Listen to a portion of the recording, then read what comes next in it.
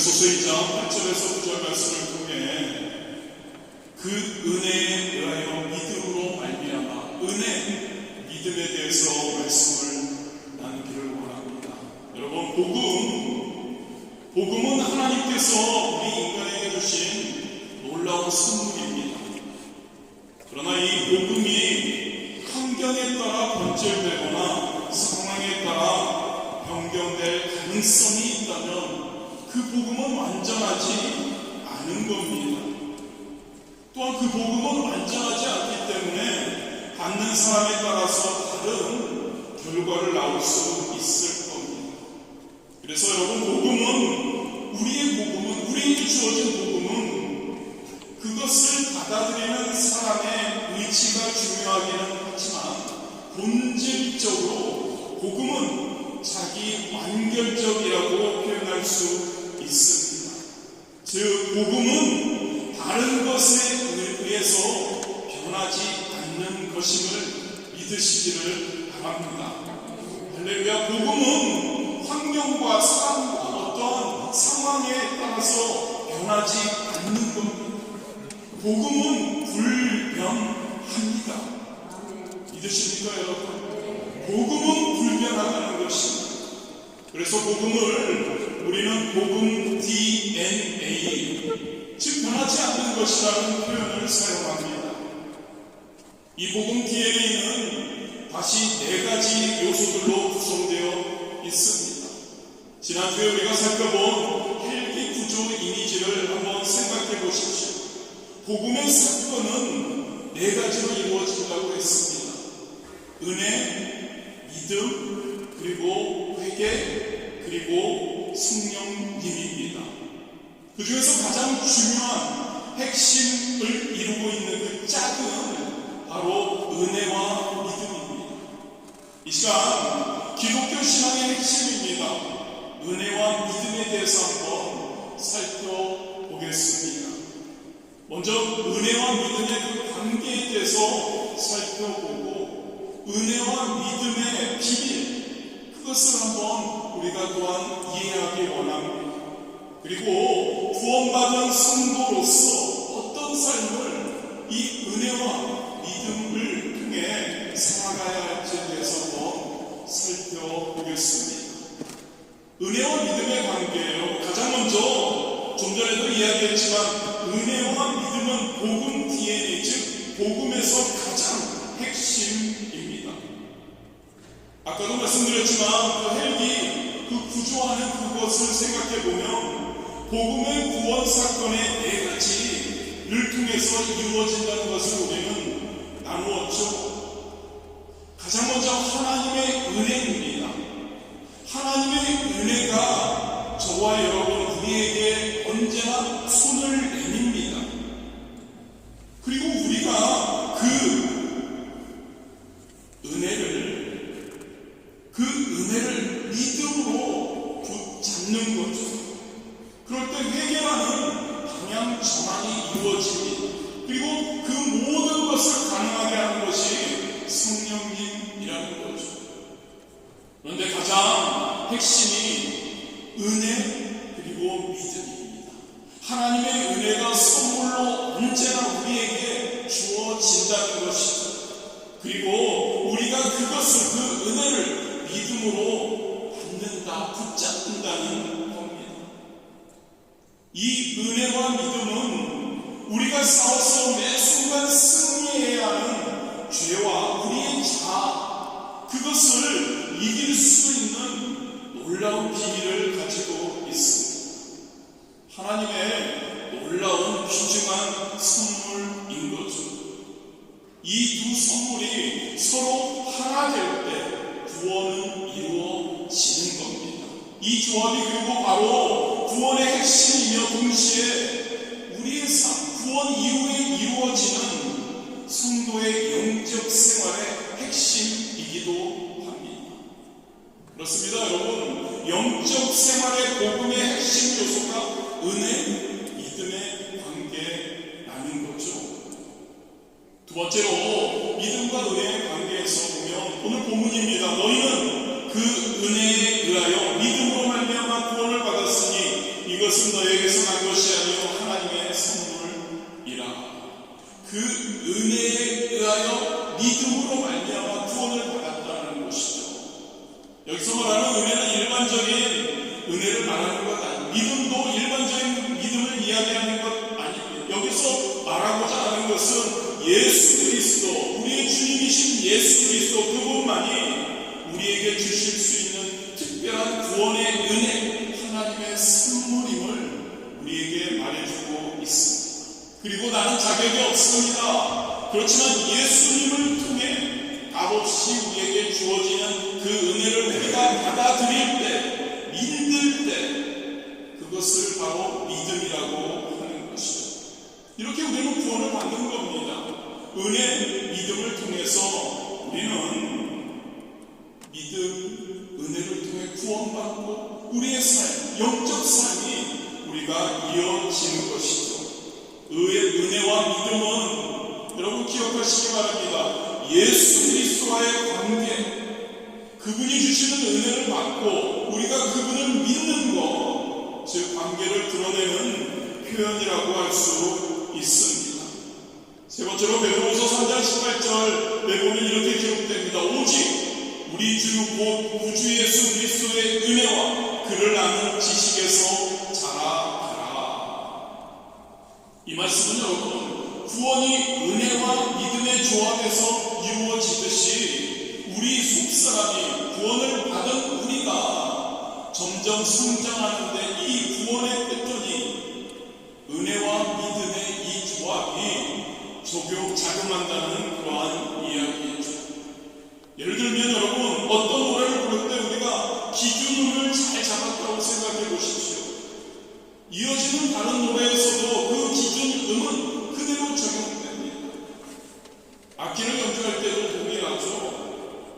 우리의 영적 생활도 마찬가지라는 겁니다. 저와 여러분이 구원을 은혜와 믿음의 그 관계, 그 조합, 그 패턴으로 잘 온전하게 받았다면 그 온전한 구원이 우리의 삶 속에서 계속 이어진다는 것을 이야기합니다.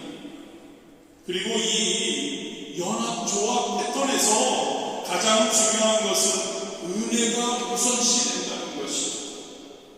은혜가 하나님 편에서 우리에게 주어지는 것이고 믿음은 이에 대한 인간의 반응이기 때문에 그렇습니다. 은혜와 믿음의 조합을 통해 우리의 구원 이후의 영적인 삶이 계속 진행된다는 것을 우리가 기억해야 할 줄 믿습니다. 은혜와 믿음의 이 관계입니다. 이제 은혜 그리고 믿음의 비밀에 대해서 각각 한번 살펴보므로 저와 여러분이 구원받으면서 체험한 그 하나님의 주어진 은혜 그리고 우리의 그 은혜를 붙잡는 그 믿음에 대해서 한번 생각해 보기를 원합니다. 은혜의 비밀은 세 가지로 이루어져 있습니다. 첫 번째 비밀은 우리에게 주어진 은혜는 어떤 조건도 자격도 없이 주어졌다는 사실, 이게 비밀이라는 것이죠. 마태복음 20장에 보면은 예수님께서 포도원 주인의 비유를 통해서 이 은혜를 우리에게 잘 나타내 줍니다. 이 포도원 주인은 장터에 나가서 4번이나 품꾼들을 데려다가 일을 시키고 나중에 정산 싹을 주었습니다. 그런데 마지막 오후 5시에 불러온 사람까지 아침부터 초반부터 와서 일한 사람과 똑같은 품삯을 주었죠. 상식적이지가 않습니다. 너무나 이상한 포도원 주인입니다. 이 주인은 얼마나 일했는지 그 조건을 보지 않습니다. 그냥 품꾼들에게 싹을 줍니다. 누가복음 15장에 보면 모든 것이 다 갖춰져 있는 집, 둘째 아들, 아버지에게 유산을 요구합니다. 그리고 집을 떠나죠. 그는 먼 나라에 가서 허랑방탕하게 자신의 재산을 허비합니다. 마침내 그는 모든 것을 잃어버립니다. 돼지가 먹는 쥐염 열매라도 먹으려 했습니다. 돌아오지 않았죠. 그때 그 아들은 갑자기 아버지의 집을 생각합니다. 아버지 집에 풍성한 안락한 그리고 집으로 돌아가죠. 집에 가서 종노릇이라도 해야겠다고 생각하고 돌아갑니다. 그런데 그 아들이 돌아가는 그 집 앞에서 발견된 것은 무엇이었을까요? 그 아들을 애타게 기다리는 아버지였습니다. 아버지는 그 아들에게 달려와서 입을 맞춥니다. 얼싸안고 눈물을 흘립니다. 아들은 그 순간 목이 메었습니다. 그리고 자신을 아들로 여기지 말아달라고 부탁합니다. 아버지의 말은 어땠나요? 그 아들의 이야기에 들은 척도 하지 않습니다. 미리 준비해놓은 가장 좋은 옷을 그 아들에게 입힙니다. 가락지를 띄워줍니다. 살찐 송아지를 잡습니다. 그리고 온 동네 사람들을 불러서 잔치를 벌인 후 이렇게 누가복음 15장 24절에 이야기합니다. 이 내 아들은 죽었다가 다시 살아났으며 내가 잃었다가 다시 얻어오노라. 자격이 아닙니다. 또 하나의 이야기가 있죠. 빅토리교회 소설에 보면 레 미세라블이 있습니다. 1850년대 아무랬던 프랑스의 상황 속에서 우리가 잘 아는 평민 출신 정 발장 빵 한 조각을 훔쳤습니다. 그 죄로 19년을 살다가 이 세상에 다시 나옵니다. 그런데 세상은 그를 반기지 않죠. 받아들이지 않죠. 그런데 그런 그에게 삶의 전환점을 가져오게 한 한 작은 경험이 있습니다. 하룻밤을 묵은 성당의 사제관에서 은그릇을 훔쳐서 달아나다가 붙잡혔습니다. 그런데 그 붙잡혀온 그에게 신부는 내가 준 은총대는 왜 가져가지 않느냐고 이야기를 하죠. 그리고 은총대마저 내어주는 그 신부의 말에 그는 새로운 인생을 맞게 된다는 이야기이죠.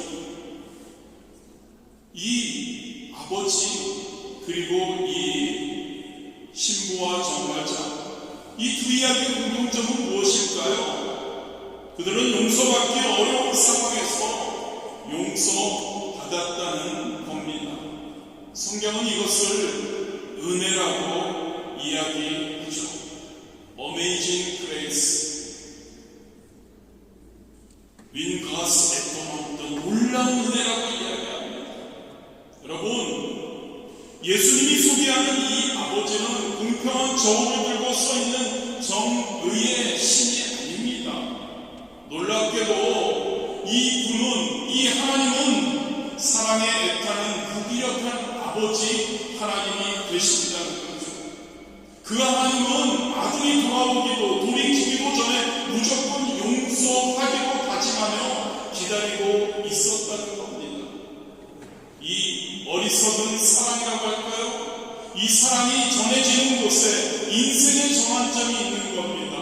구원이 있다는 거죠. 변화가 이루어짐을 믿으시기를 바랍니다. 자기 몫을 달라고 해서 가서 탕진한 아들을 기다렸다가 그 자격을 다 상실할 수밖에 없음에도 불구하고 그 아들을 다시 상속자의 명예를 더 씌워주는 아버지, 그 전의 자리로 회복시키는 것이 아니라 더 나은 자리로 회복시켜 주시는 이상한 아버지, 후동은 주인. 그렇습니다, 여러분. 저와 여러분에게 조건이나 자격에 필요 없는 우리 주님의 까먹는 은혜의 비밀을 우리에게 알려주고 있습니다. 은혜의 비밀인 것이죠. 조건이 중요한 건 아니죠. 어떠한 자격이 중요한 것이 아니죠. 바로 사랑으로 우리를 은혜로 값없이 우리에게 다가와 주시는 하나님, 그 하나님 예수님을 우리가 기억할 수 있게 되기를 원합니다. 두 번째 은혜의 비밀은 우리에게 주어진 이 값없는 은혜가 하나님 편에서 이미 위대한 대가가 지불되었다는 것이죠. 여기서 여러분, 그 주님의 은혜, 그것을 우리가 값없는 은혜라고 하죠. 그 이유는 그 은혜가 가치가 없어서가 아닙니다. 이 은혜는 값없다는 것은 우리가 도저히 갚을 수 없는 그러한 비용 이상의 것이라는 이야기입니다. 갈라디아서 1장 4절이죠. 그리스도께서 하나님 곧 우리 아버지의 뜻을 따라 이 악한 세대에서 우리를 건지시려고 우리 죄를 배속하기 위하여 자기 몸을 주셨으니, 예수님께서 자기의 몸을 주시기까지 우리를 사랑하셨음을 믿으시기를 바랍니다. 죄인인 우리의 구원을 위해 자신을 아낌없이 십자가에서 주셨음을 기억하시기를 바랍니다. 그렇습니다, 여러분. 이 은혜, 아까부터 은혜와 믿음을 이야기하고 있죠. 지금 이 은혜의 비밀은 예수님이 위대한 대가를 통해서 우리에게 주어졌다는 것, 여러분 기억하시기를 바랍니다. 세 번째 은혜의 비밀은 죄와 마찬가지로 은혜는 시간, 과거까지 거슬러 올라가는 능력이 있다는 겁니다. 죄가 그렇습니다, 여러분. 죄는 우리의 모든 과거를 때로는 헛된 것으로 혹은 악한 것으로 어둡게, 죄는 우리가 과거를 돌아볼 때 죄를 통해서 우리는 어둡게 바꾸어 놓습니다, 우리의 과거를. 그런데 주님의 은혜는 어떨까요? 이것을 밝게 우리 하나님의 인도하셨으므로 바꾸어 놓습니다. 또한 미래를, 이 은혜는, 주님의 은혜는 미래까지 바꾸어 놓습니다. 우리가 생각할 때 불확실합니다. 혼돈합니다, 우리 미래가. 그런데 우리 하나님의 은혜, 예수님의 은혜를 통해 그 은혜가 우리의 미래를 바꾸어 놓는다는 거죠. 성경은 두 가지 이야기를 통해서 우리에게 이 두 가지의 은혜의 비밀을 이야기해 줍니다. 먼저 과거에 대해서 은혜, 요셉을 통해서 우리는 알 수 있습니다.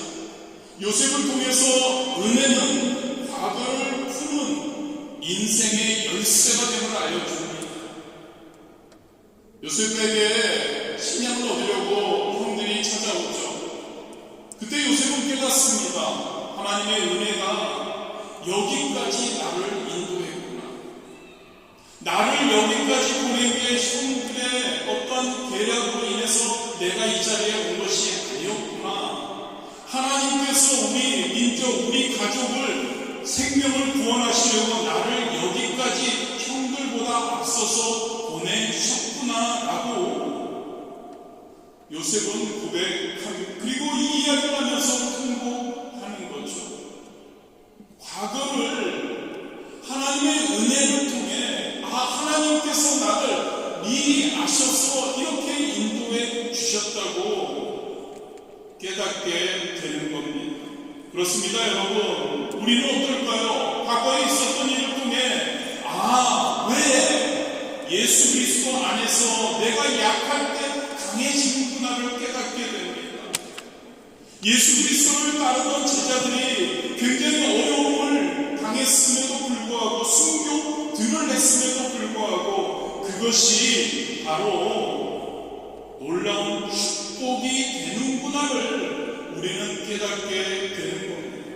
내가 여전히 부족하고 하지만 그럼에도 불구하고 하나님이 부르심의 삶을 내가 어떻게 살 수 있는지를 나의 과거를 돌아보며 그 하나님의 이끄심과 은혜를 통해 우리는 깨닫게 되는 거죠. 나의 현재의 어떠한 부족함과 장애와 무능력이 어떻게 내가 하나님의 그 이끄심과 은혜를 통해서 생명의 통로로, 복음의 통로로 쓰임받을 수 있을까를 우리는 깨닫게 되는 겁니다. 은혜 안에 거하면 여러분, 과거의 모든 것을 우리는 해명할 수 있게 됩니다. 은혜 안에서 여러분 어두운 운명이라고 생각했던 것들, 아름다운 구원의 드라마가 된다는 이야기이죠. 은혜는 우리의 인생, 과거, 그것을, 과거의 의미를 풀어주는 열쇠가 된다는 것을 우리가 기억하게 야곱 이야기를 통해서 은혜가 미래의 운명을 바꾼다는 것을 우리는 깨달을 수 있습니다. 앞쪽 가까이에서 야곱은 하나님으로부터 새 이름을 얻습니다. 하나님께서 야곱에게 내 이름이 무엇이냐고 물을 때 야곱은 제 이름은 야곱입니다라고 답하죠. 이 야곱이라는 뜻은 어떤 거죠, 여러분? 형의 발 뒤꿈치를 잡고 나온 속이는 자라는 뜻입니다. 하나님은 야곱에게 내 이름은 이제 이스라엘이라고 말씀하십니다. 구원의 이름을 주신 거죠. 미래를 바라보게 하시는 겁니다. 미래를 향한 하나님의 은혜의 스위치를 바로 야곱에게 주신 겁니다. 야곱에게 너의 자녀 12지파가 너희들 약속의 이스라엘의 백성이 될 것이라, 너는 열방의 아비가 될 것이라고 말씀하십니다. 미래를 결정하는 은혜의 스위치를 야곱에게 주신 겁니다. 저와 여러분 그리스도인들에게 하나님의 어떠한 새로운 이름을 주셨나요?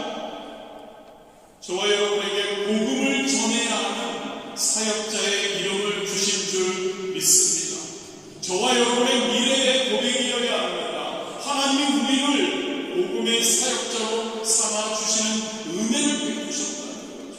그 은혜를 붙들 때 우리는 이렇게 고백해야 합니다. 우리의 미래가 이렇다고 고백해야 합니다. 나는 복음을 가지고 있는, 나는 복음의 사역자다. 나는 복음을 통해 하나님의 영광 돌리고 하나님을 기쁘시게 하고 열매를 맺을 것이다. 할렐루야. 우리의 미래입니다. 이 시간에는 믿음에 대해서, 은혜에 대해서 우리가 나누고, 그리고 믿음의 비밀에 대해서 함께 나누기를 원합니다. 먼저 믿음의 비밀에서 믿음은 세 가지의 원리를 가지고 있습니다. 믿음은 아주 단순한 조건으로 표현할 수 있습니다. 믿음은 하나님이 우리에게 주시는 구원의 은혜를 붙잡는 겁니다. 할렐루야. 믿음은 하나님이 우리에게 주시는, 값없이 주시는, 우리 그것을 어떤 조건도 자격도 없이 주시는 은혜를 붙잡는 것이 믿음입니다.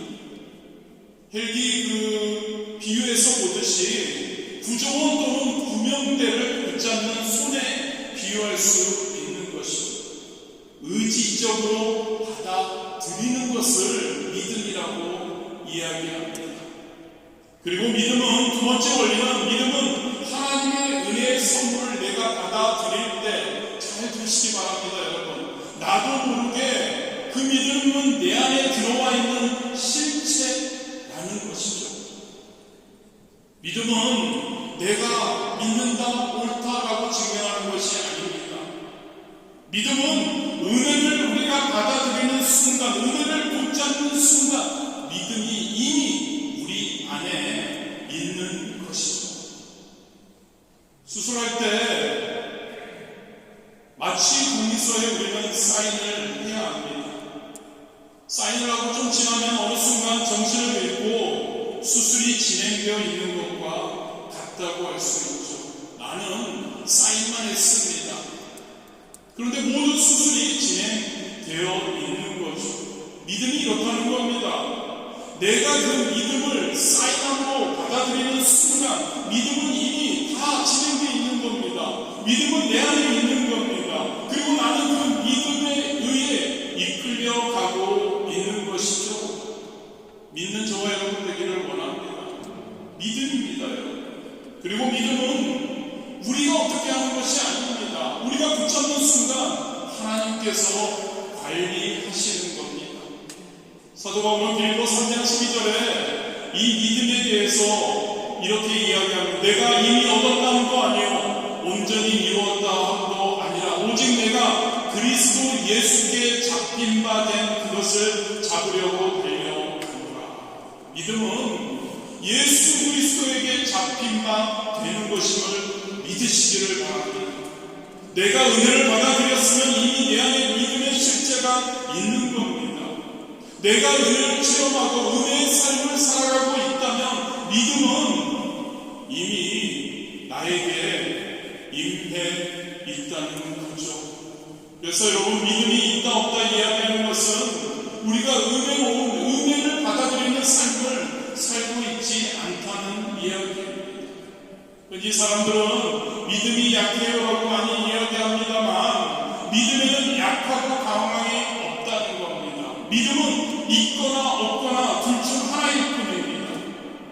우리 주님의 은혜가 있다면 하나님이 내게 이미 믿음을 선물로 주셨음을 믿으시기를 바랍니다.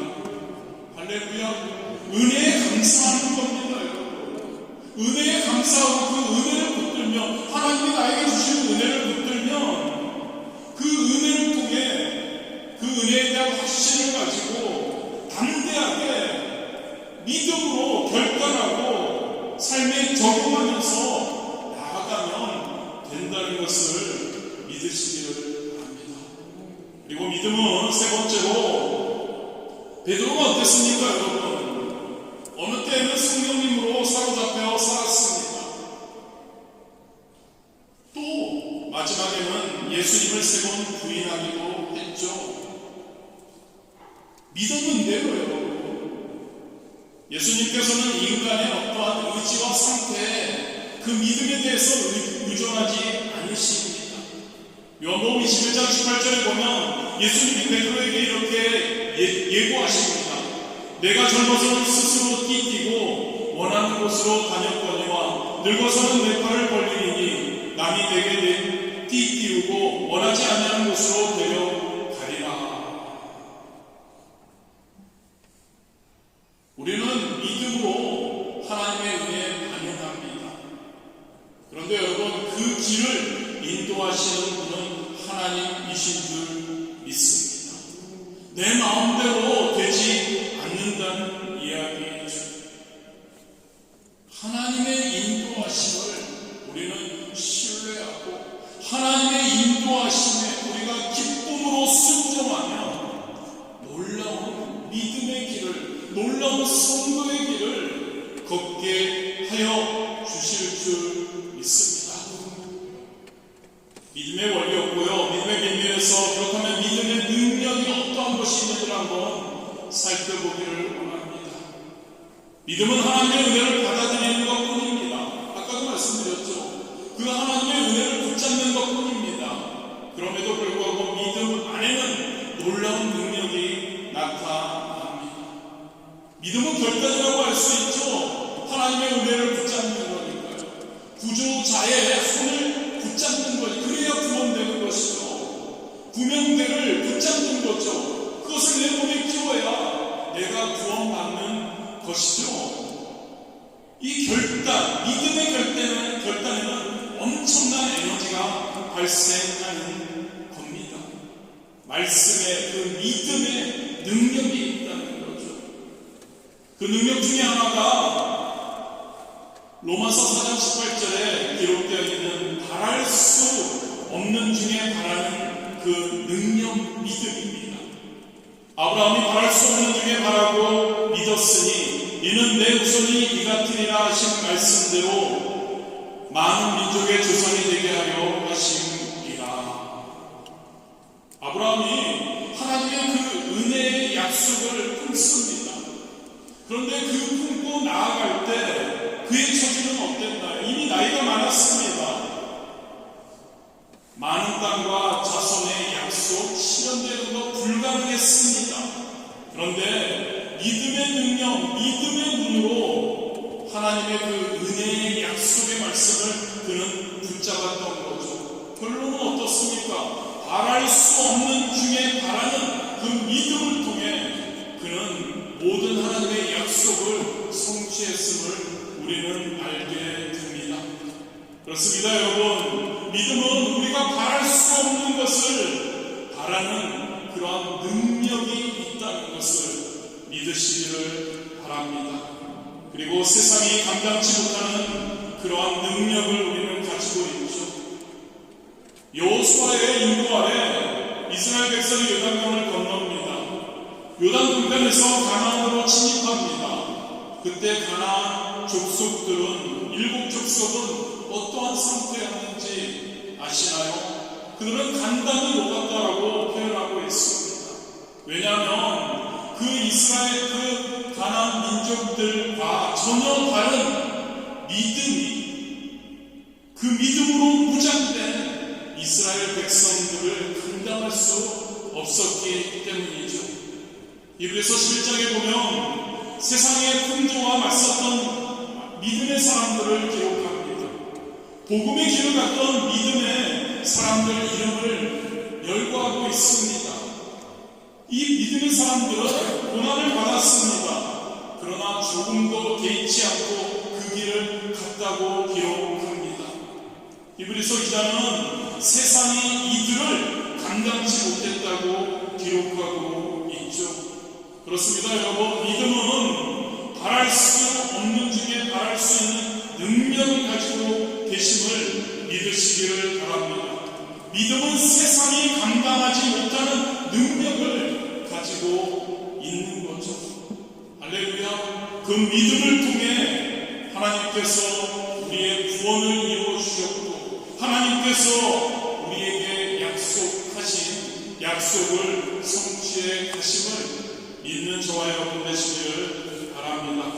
마지막으로 그렇다면 이 은혜와 믿음을 통해 구원받은 성도인 저와 여러분, 이제 그 구원 이후에 어떠한 삶을 살아야 할까요?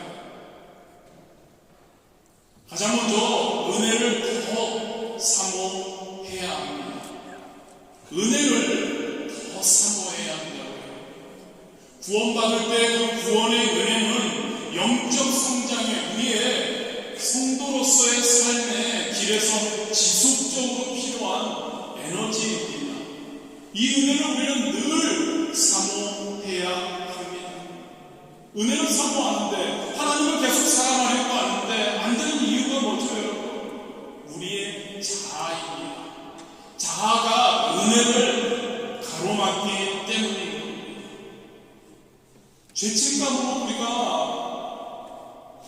있는 거죠. 하나님의 은혜가 우리에게 주어져 있음에도 불구하고 나는 하나님의 뜻대로 살지 못하고 있어. 하나님을 더 사랑하지 못하고 있어. 죄책감으로 은혜를 하나님이 주시는데, 조건과 어떠한 자격 없이 값없이 주시는데 우리는 그 은혜를 죄책감처럼 생각합니다. 우리 더욱더 성도로서 하나님이 기뻐하시는, 하나님의 영광을 돌리는 삶을 살기 위해서 이 하나님께서 우리에게 주시는, 매 순간 주시는 그 은혜의 수도를 높여야 할 줄 믿습니다. 더 큰 은혜를 사모해야 한다는 겁니다. 하나님의 말씀, 하나님과 기도하는 것에 더 충만해야 합니다. 매 순간 하나님의 은혜를 더 뜨겁게 갈구해야 할 줄 믿습니다. 매 순간 더 하나님의 은혜를 깊이 체험하기를 우리는 원해야 한다는 거죠. 그럴 때 하나님의 은혜, 즉 성령의 충만함이 나날이 깊어져 가야 우리가 진짜 하나님의 기뻐하시는 자로 살아갈 수 있는 줄 믿습니다. 두 번째로 우리는 은혜를 사모해야 하고 믿음으로 우리는 살아가야 합니다. 은혜를 붙잡아서 그 은혜를 내 안에 받아들이는 것을 믿음이라고 했습니다. 우리가 연초에 이야기 나눈 것처럼 그것을 엔터키를 치는 것과 같다고 우리는 이야기 나누었습니다. 우리가 그 믿음을 붙들고 그 은혜를 붙들고 그 믿음의 엔터키를 칠 때 그 은혜가 우리를 지배하게 되는 겁니다. 이 엔터키가 없다면, 이 믿음의 결단이 없다면 은혜는 우리 안에 머물지 못하는 거죠. 하나님의 말씀을 통해, 기도함을 통해 하나님의 은혜를, 하나님의 약속의 은혜를 깨닫고 우리가 체험하게 되면 저와 여러분 즉시 믿음으로 붙드시기를 바랍니다. 결단하시기를 바랍니다. 할렐루야. 하나님의 말씀을 우리는 순종해야 한다는 것이요, 결단하고 적용하시기를 바랍니다. 행하시기를 바랍니다. 엔터키를 누르는 저와 여러분이 되기를 진심으로 원합니다. 마지막으로 여러분, 성령님의 도우심이 없다면 이 구원의 모든 과정은 불가능한 겁니다. 마찬가지입니다. 그리스도인의 은혜하게 산다는 것은 여러분 때로는 꾸며낸 이야기 같기도 합니다. 그런데 여러분 그렇지 않습니다. 우리가 영적 생활에서 은혜를 따라가다 보면, 믿음을 가지고 믿음의 엔터키를 치며 가다 보면 정말 모든 것이 그 은혜의 길로, 그 영적 성장의 길로, 그 하나님을 기쁘시게 하는 성도의 길로 가고 있다는 것을 우리는 깨닫게 됩니다. 그것을 우리는 성령님께서 역사하셔서, 성령님께서 나를 이끌어 주셔서 가능하다는 것을 우리는 깨닫게 됩니다. 성령님이 우리를 이끌어 주신다는 것, 성령님이 그 하나님이 주시는 은혜, 하나님이 우리에게 주시는 약속, 그 하나님이 우리에게 원하시는 그 내용을 우리가 믿음의 엔터키를 치고 결단하고 나아갈 때 성령님께서 우리를 이끌어 주신다는 거죠. 가능하게 해주신다는 겁니다. 이것을 확신하는 여러분들 되시기를 주님의 이름으로 축복합니다. 성령님을 인정하자는 이야기입니다. 할렐루야. 성령님을 인정하자는 이야기입니다. 성령님이 나의 구원자가 되셨고 성령님이 나의 보혜사가 되심을 인정하자는 겁니다. 성령님을 환영하자는 겁니다. 우리의 삶에 환영하자는 겁니다. 성령님을 우리의 삶에 모셔드리자는 겁니다. 그 성령님을 의지하자는 이야기입니다. 성령 충만한 저와 여러분 되시기를 바랍니다. 성령님이 우리를 진짜 성도다운 승리의 길로 인도하실 겁니다. 매 순간 하나님을 기쁘시게 하도록